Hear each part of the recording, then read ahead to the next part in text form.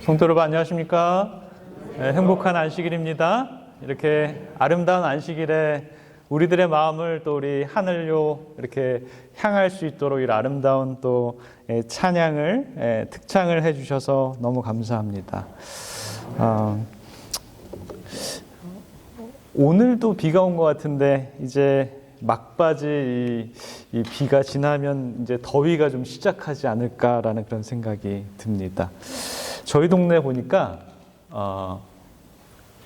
이렇게 폈어요.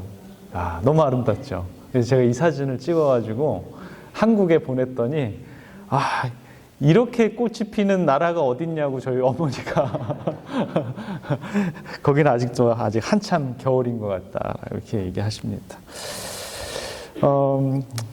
저 꽃은 이렇게 막 화려하게 폈는데 다른 나무들 보면 아직 잎이 날 그런 생각을 별로 안 하는 것 같아요. 그렇지만 땅 속에서는 이미 생명이 움직이고 있는 것을 우리는 많이 보게 됩니다. 사랑하는 성도 여러분, 우리들의 인생도 그렇지 않습니까? 겉으로는 아직 겨울 같아 보이지만 하나님은 이미 새로운 계절을 준비하고 있는 것 같습니다. 우리 마리에타 교회도 그런 것 같아요. 아직은 이렇게 우리 교회가 작아 보이지만 하나님께서 어떻게 우리 교회를 사용하실까? 잠이 안 옵니다. 오늘 우리 하나님께서 우리에게 주시는 말씀은 바로 그 삶을 향한 말씀인 것 같습니다. 로마서 12장 15절에 있는 말씀, 즐거워하는 자들로 함께 즐거워하고 우는 자들로 함께 울라.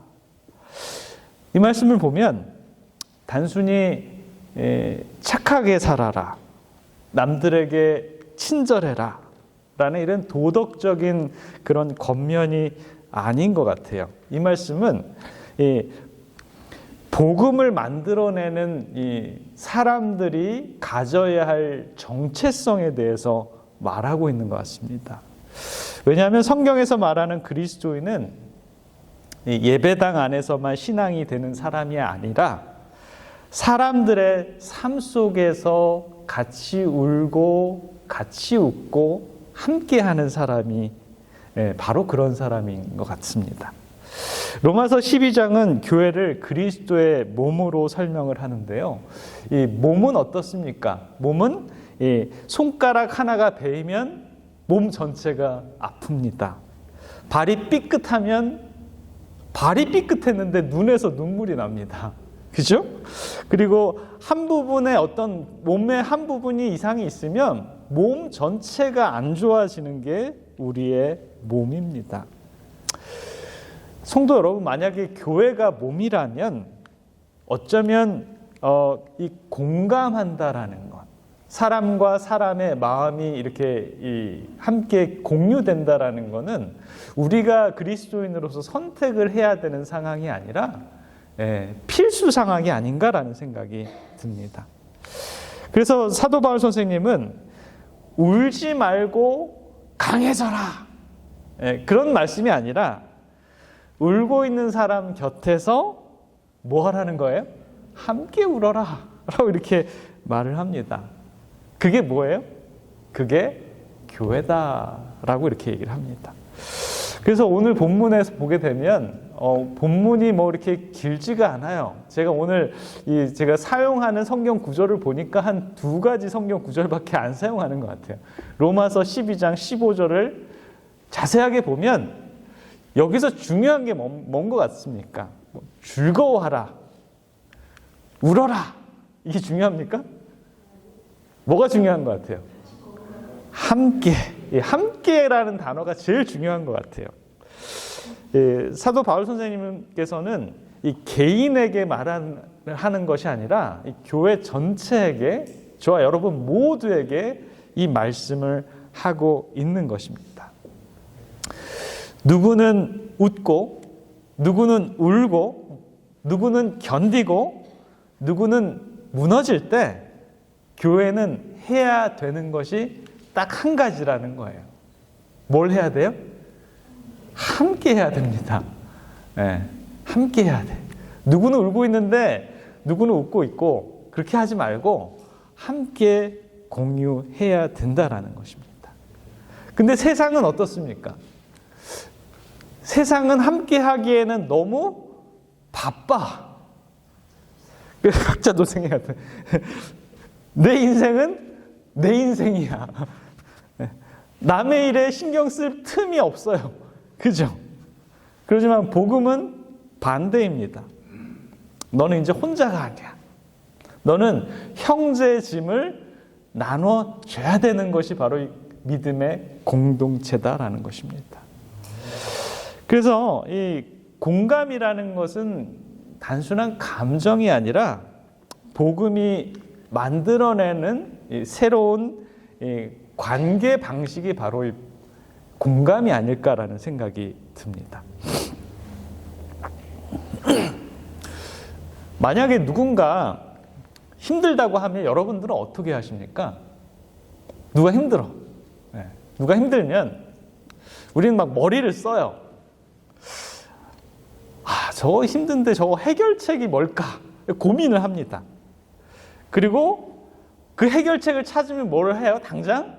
이거 이렇게 해야 돼. 그럼 가서 얘기를 합니다. 그런데 하나님께서는 그렇게 하라고 그러지 않으세요. 하나님은 어떻게 하라고 하시냐면 함께 하라고 합니다. 함께 하라고. 함께 하라고. 왜냐하면 대부분의 경우에 이렇게 하는 게 맞아요. 이게 정답이에요. 그런데 그 정답이 해결책이 안 될 수 있다는 것입니다. 사람은 해결책이 없어서 무너지는 것이 아니라 혼자라서 무너질 때가 더 많다라는 것입니다. 그래서 하나님 우리에게 그리스도인들에게 정답을 주는 사람이 되지 말라 그러고 함께 곁에 있어줄 수 있는 사람이 되라는 것이 바로 진정한 그리스도입니다.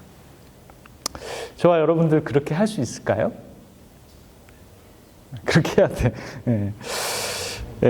우리가 이 복음은 말로만 전해지는 게 아닌 것 같아요. 그래서 이 복음을 전하는 거는 굉장히 쉽기도 하지만 굉장히 어렵기도 한 것이에요. 복음은 보이는 방식으로 전해집니다. 세상 사람들이 이 교회를 바라볼 때 무슨 생각을 하냐면 저 교회 다니는 사람 정말 행복할까? 저 사람 진짜 사랑하는 거 맞을까? 라고 이렇게 생각을 합니다. 그 대답에 대한 해답이 뭐예요? 로마서 12장 15절입니다. 그래서 그리스도인들은 우리는 정답을 주는 사람이 아니라 즐거워하는 자들로 함께 즐거워하고 우는 자들로 함께 우는 사람이다.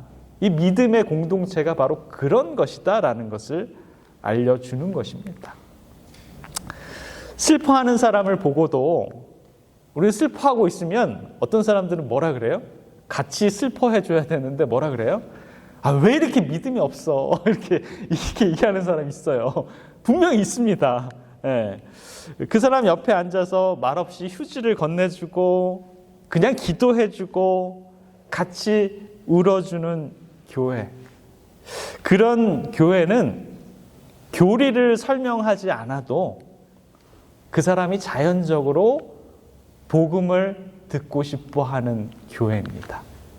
마리에타 교회가 그런 교회가 되었으면 좋겠어요.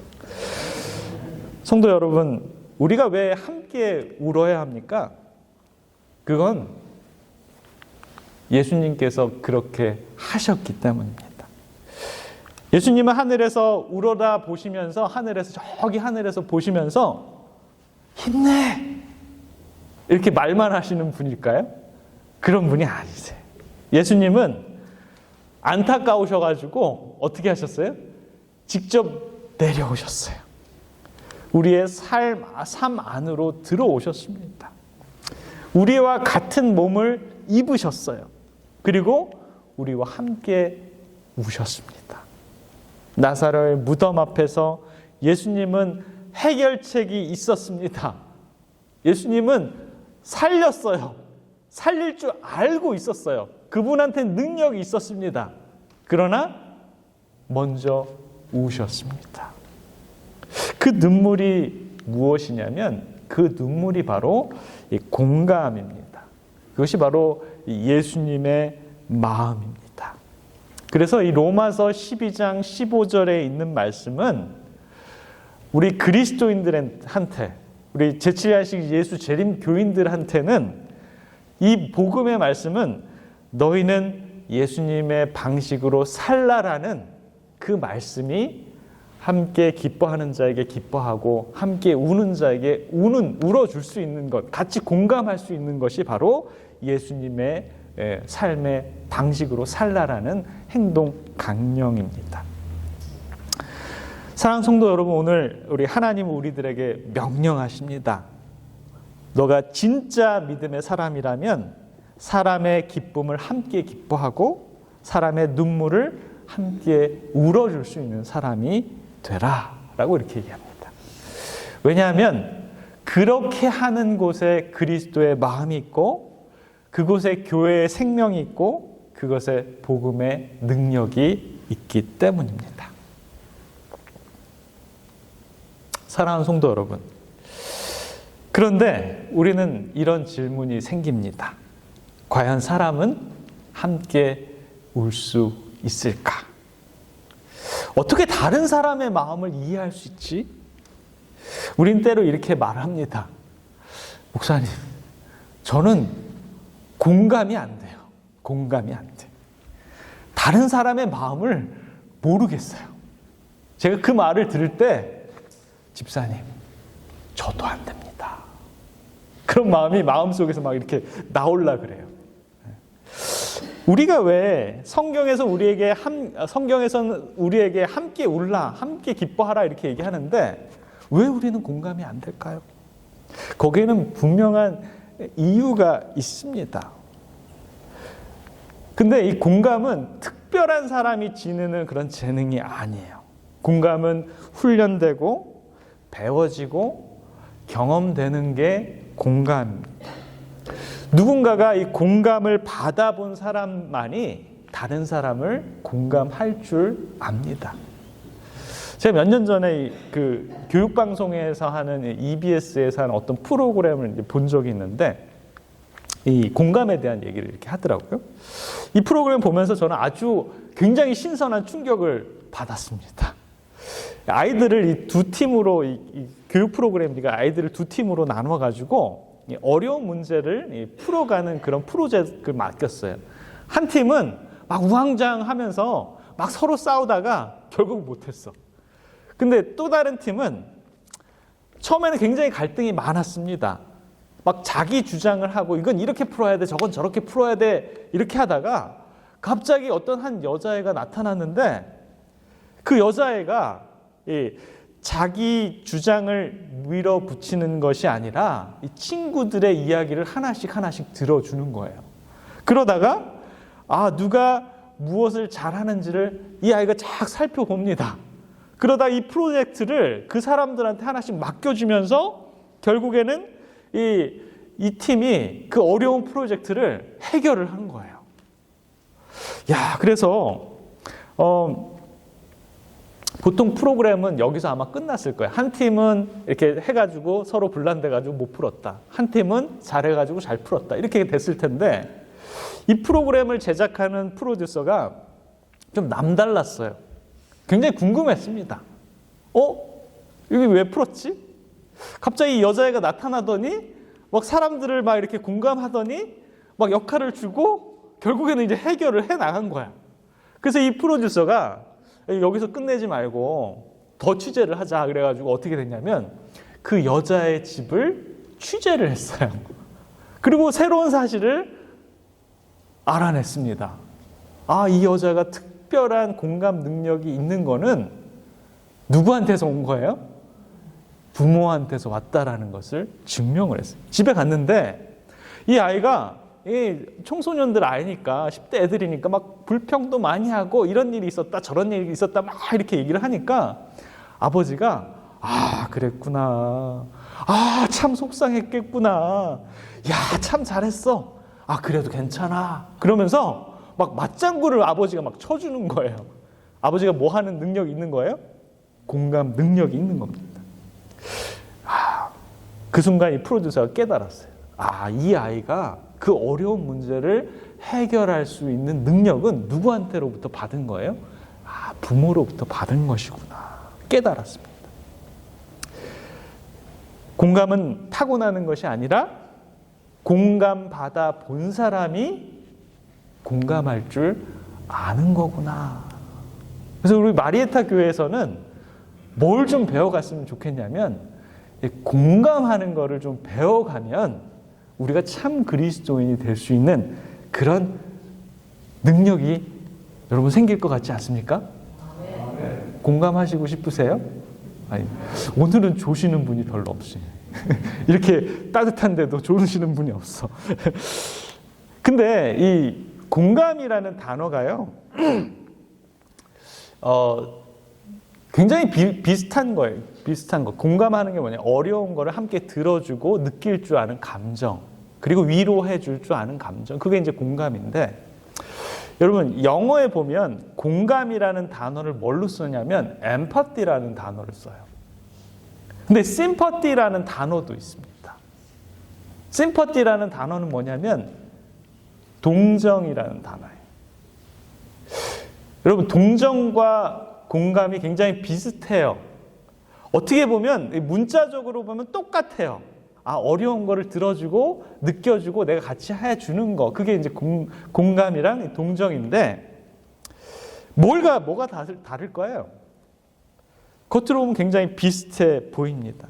동정도 굉장히 따뜻해 보이고 공감도 굉장히 따뜻해 보입니다.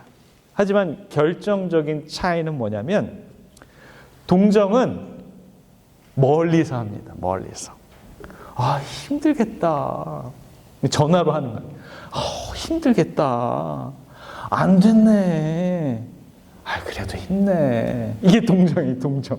예, 여자분들 전화로 잘하는 거 있잖아요. 그게 동정입니다, 동정. 말은 따뜻했지만 여전히 나는 그 사람의 마음을 뭐해요? 느끼지 못하는 자리에 있어. 말만 해주는, 말만. 나는 어떤 자리에 있어요? 나는 안전한 자리에 있어요.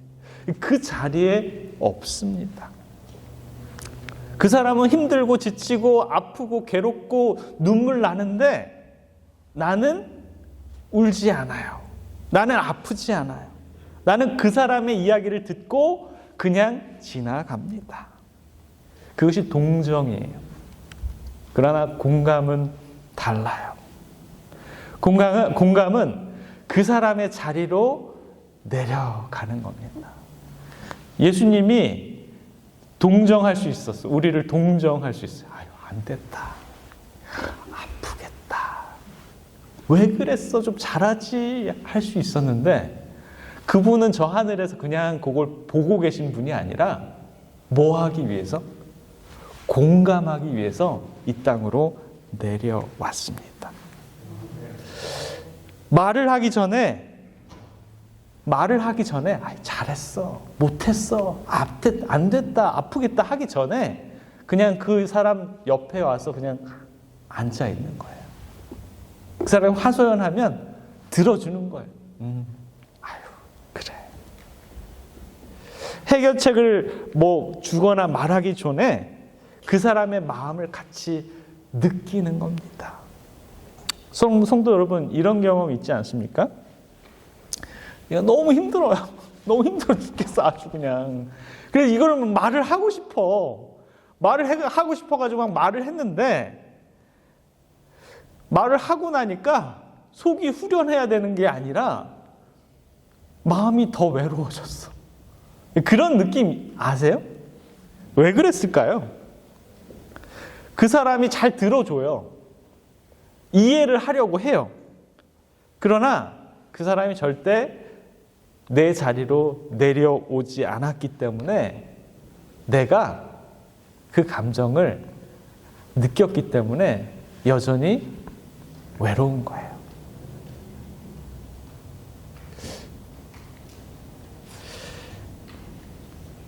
하지만 어떤 때는 그냥 이 사람이 말 한마디도 안 했어, 저한테. 위로의 말도 안 해줘. 내가 이렇게 힘든데 위로의 말도 안 해줘요. 그냥 조용히 그냥 옆에 앉아만 있었어요. 그런데도 눈물이 나는 그런 때가 있었어요.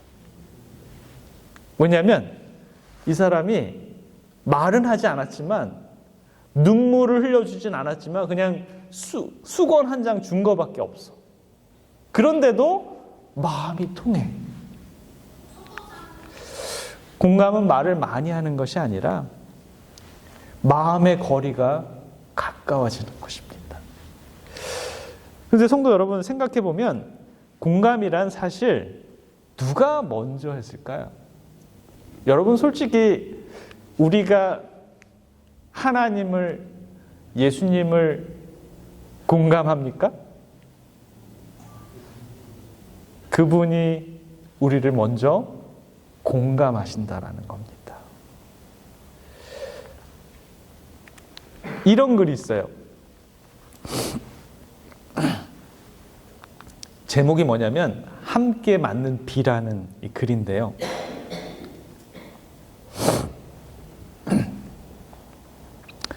돕는다는 것은 우산을 들어주는 것이 아니라 함께 비를 맞는 것입니다.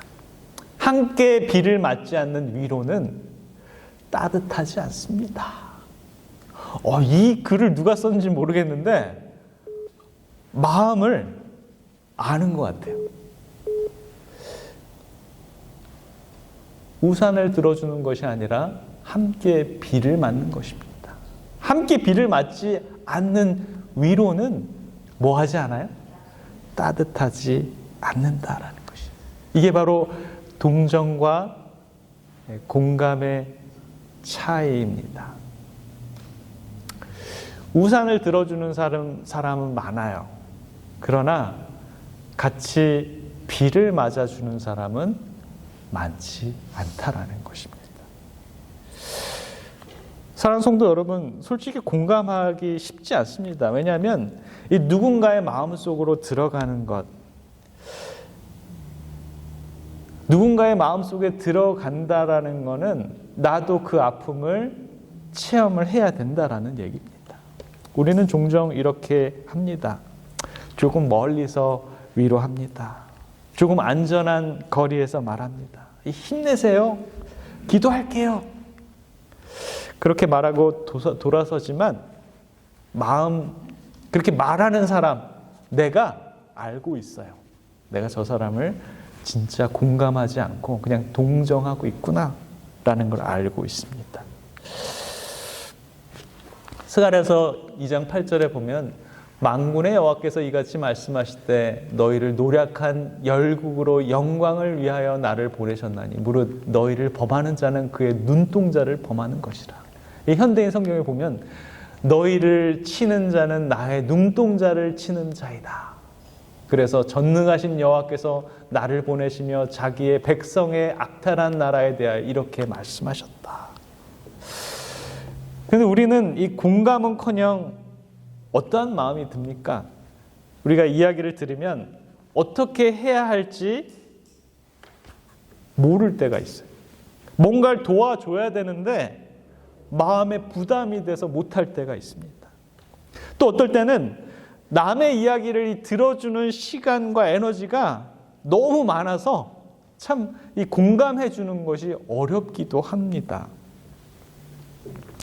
제가 이 말씀을 준비하면서 제 마음에 떠오르는 장면들이 많이 지나갔어요. 제가 지금까지 목회를 하면서 진정으로 공감했던 적이 별로 없고 그냥 성도들이 말을 하면 그냥 들어주고 안 됐구나 기도해 줄게요. 그냥 그렇게 동정했구나. 이 멀리서 그냥 이렇게 말만 했었구나. 이런 게 많이 느껴지더라고요. 어떤 성도님들은 진짜 이거를 목회자한테 얘기를 하면 마음이 풀릴 것 같아가지고 그 마음에 많은 부담을 가지고 와요. 그리고 눈물로 얘기하시는 분이 있어요. 말없이 견디다 그거를 못해서 저 앞에서 터뜨리시는 분들도 있습니다. 아무도 얘기하지 못하다가 겨우 마음을 여시는 분들도 있습니다. 제가 그런 이야기를 듣고 저도 사람이니까 너무 엄청난 걸 들으면 저도 어떻게 얘기를 줘야 될지 모를 때가 너무 많아요. 어떤 날도 그런 적이 있었습니다. 그래서 제가 아무도 없는 방에 들어가가지고 기도를 하려고 앉았는데 기도가 나오질 않는 거예요. 하나님, 제가 무슨 얘기를 해야 됩니까? 뭘 해야 되겠습니까? 그냥 조용히 그냥 앉아 있었어요. 마음이 너무 공허하고 너무 힘들었어요. 그때 이런 생각이 들었습니다. 주님, 사람 한 사람의 마음이 이렇게 무거운 거였네요. 그리고 제가 그 순간 깨달았습니다. 예수님은 이러한 사람들 모두를 다 품기 위해서 오셨구나.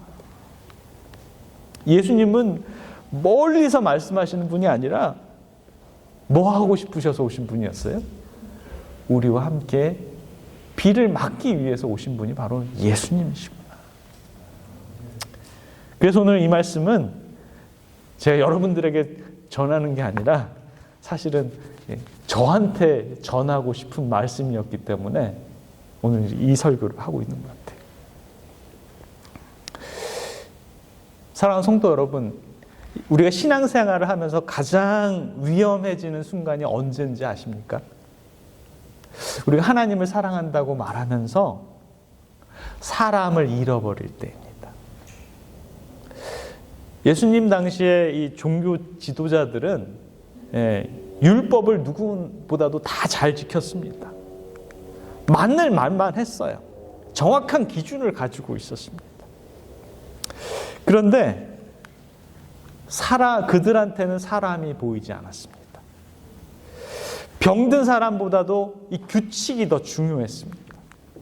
울고 있는 사람보다 글씨로 써 있는 그 정확한 판단이 그들한테는 더 중요했습니다. 그래서 예수님께서는 이 땅에 오셔서 뭐라고 얘기하신 거예요? 안식일은 사람을 위해서 있는 것이다 라고 이렇게 말씀하셨다라는 것이에요. 이제 한국에서 정말 고생하다가 드디어 이제 이민을 왔어요. 이민을 오셔가지고 아주 좋은 사람을 만났어요. 우리 교인을 만나가지고 우리 교인이 만나가지고 이 교인한테 많은 걸 들었어요. 아주 좋은 기별들, 건강 기별들 막 이렇게, 그리고 어떻게 하면 하늘나라 가는지도 이렇게 알게 되었어요. 그래가지고 이 사람이 나도 이제 교회를 좀 가봐야지 이렇게 생각을 했어요. 근데 이분이 이제 한국에서 이제 미국 오려고 막 준비를 했던 게 뭐냐면, 미국에 오면 뭘 하면 돈을 많이 벌 수 있다는 거 알았냐면 네일 아트를 하면 돈 버는 거를 많이 알았어요. 그래가지고 그거를 미국에 오자마자 맨날 연습을 했어요. 그러니까 손가락, 발가락에 손톱, 발톱이 몇 개예요? 20개야. 그래서 20개를 아주 컬러풀하게 손톱, 발톱에 그냥 맨날 연습을 하는 거야. 지웠다, 다시 칠했다. 남들한테 할 수 없으니까 자기한테 막 하는 거예요. 그러니까 항상 이 사람은 이 손가락, 발가락이 휘황찬란해. 여러분 그런 사람 보셨어요? 그리고 막 손톱 막 붙여가지고 이러고 다니잖아요. 이분이 이제 얼마나 신나요. 처음에 한국에서는 굉장히 고생을 했는데 미국에 오니까 네일 아트 이제 하다 보니까 돈도 많이 벌고 너무 기뻐가지고, 근데 이제 이 복음을 알게 됐어. 이 안식일이 정말 진리라는 걸 알게 되었어. 너무 기뻐가지고. 남편은 뭐 하는 사람이에요? 술 먹고 담배 피고 도박하고 막 힘든 사람인데, 이 남편을 이 여인이 어떻게 해요? 전도를 해가지고 교회만 와봐. 교회만 오면 당신 사람 변할 거야. 그래가지고, 그렇다면 예수님은 어떠셨을까요? 예수님은 하늘에서 우리의 이 위로의 말씀을 하실 수도 있으셨지만 하늘을 떠나서 우리와 같은 몸을 입고 이 땅에 오셨습니다. 이 외로움의 피, 눈물의 피, 고통의 피. 예수님은 그 비를 멀리서 보신 것이 아니라 우리와 함께 맞으셨던 분이 바로 그분이십니다. 복음서를 보면 예수님의 삶에 보입니다. 사람들이 피하던 이 사마리아 여인에게 먼저 찾아가서 앉으셨습니다. 아무도 손대지 않는 문둔 병자에게 예수님은 손을 내미셨습니다. 돌을 들고 정죄하려고도 하는 이 여인 앞에서 이 가늠한 여인을 보호하시는 분이 바로 예수님이셨습니다. 그리고 나사렛 무덤에서 묵묵히 우시던 분이 바로 예수님이십니다. 성도 여러분, 생각해 보시기 바랍니다. 곧 살리실 수 있는 분이 왜 우셨을까요? 왜 우셨을까요? 그것은 그들의 슬픔을 설명하려고가 아니라 함께 느끼고 싶었기 때문에, 함께 공감하고 싶으셨기 때문에 예수님은 이 문제를 먼저 고치는 분이 아니라 먼저 함께 아파하시는 분이 바로 예수님이셨습니다. 그분은 그래서 저와 여러분들을 위해서 십자가를 선택하셨습니다. 십자가로 가셨어요. 십자가는 단순한 희생이 아닙니다. 십자가는 하나님의 공감을 가장 뼈저리게 깊게 느낄 수 있는 자리가 바로 이 십자가입니다. 우리의 죄만 지신 것이 아니라 우리의 두려움, 우리의 외로움, 우리의 죽음까지 함께 짊어지신 자리가 바로 이 십자가입니다. 우리의 죽음까지 함께하기 위해서 예수님은 십자가를 선택하셨습니다.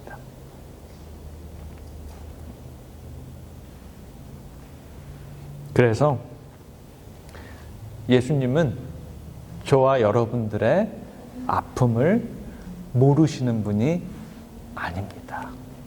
그분은 아십니다. 갈라디아서 2장 20절에 보면 이 말씀 제가 참 좋아해요. 제가 침례받고 나서, 거듭나고 나서 나도 이렇게 살아야지. 내가 그리스도와 함께 십자가에 못 박혔나니 이제는 내가 사는 것이 아니라 오직 내 안에 그리스도께서 사는 것이다. 뭐로는요? 입으로는 줄줄 외우고 다녔어요. 머리로도 그렇게 하려고 했어요. 근데 뭐가 안 돼요? 마음이 안 돼요. 마음이. 여러분, 이 성경절을 어떻게 생각하십니까? 여러분도 이 성경절 좋아하십니까? 내가 그리스도와 함께 십자가에 못 박혔나니, 이 말씀은 단지 신학적인 선언이 아닙니다. 예수님이 우리와 공감하기 위해서 십자가에 내려오셨다면 나도 그분을 함께 공감하기 위해서 우리가 어디로 가야 된다라는 거예요? 십자가에 우리도 못 박히고 그분을 내 안에 좀 받아들여야지 라는 그런 결심이 바로 갈라디아서 2장 20절입니다. 근데 이 공감은 거창한 게 아닌 것 같아요. 우리가 판단하기 전에 한 번 더 들어주고, 정답을 말하기 전에 조용히 옆에 앉아주고, 누군가 비를 맞고 있다면 왜 거기 있어? 들어와. 우산 줄까? 이게 아니라 왜 비를 맞는지 이유는 모르지만 그 옆에 그냥 비 맞고 같이 서 있는 거예요. 잠시 함께 비를 맞아주는 것, 그것이 예수님을 따라가는 것입니다. 성도 여러분, 엊그제 비가 엄청 많이 내렸어요. 저희 집에는 많이 내렸는데 여러분 집에 동네 많이 내렸습니까? 네. 비 올 때 확 춥고 굉장히 불편했어요. 그러나 그 비가 지나가고 이제 봄이 이제 올 거구나라는 걸 우리가 예상을 합니다. 비가 있어야 땅이 열리고 비가 있어야 새싹이 올라옵니다. 우리의 삶의 비도 그렇습니다. 눈물의 비, 고통의 비, 외로움의 비. 그 비 속에서 예수님은 우리를 혼자 두지 않으십니다. 함께 비를 맞으시는 예수님.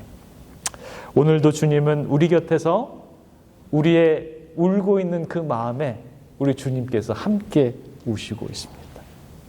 증언복음 2권 115페이지를 보면 예수님께서 우리들을 개인적으로 아시며 우리의 연약함에 공감하신다는 것을 기억하라. 그분께서는 모든 피조물들의 필요를 아시며 모든 사람의 마음속에 숨겨진 채 표현되지 않는 슬픔을 읽으신다. 예수님은 선한 목자이다. 그분은 연약하고 병들고 길을 잃고 방황하는 양들을 돌보신다. 그분은 그들을 모두 이름까지 아신다. 그분의 양무리에 속한 모든 양들과 어린 양들의 고통은 그분의 자비로운 사랑의 마음에 전달되며 도움을 요청하는 부르짖음은 그분의 귀에 들려진다. 오늘 주님은 우리들에게 물으십니다. 너는 누구랑 같이 비 맞을래? 성도 여러분, 누군가 지금 우리의 주변에서 비를 맞고 있습니다. 외로움의 비, 고난의 비, 어려움의 비, 슬픔의 비, 말없이 견디는 사람, 웃고 있지만 속으로는 울고 있는 사람, 혼자라고 느끼는 사람. 주님은 그 사람들을, 저와 여러분들을 보내시는 거예요. 우리 마리아타 모든 주님의 백성들의 삶이 우리 주위에 있는 사람들을 공감하는 그런 아름다운 믿음의 사람들이 되시길 바라면서 말씀을 마치겠습니다.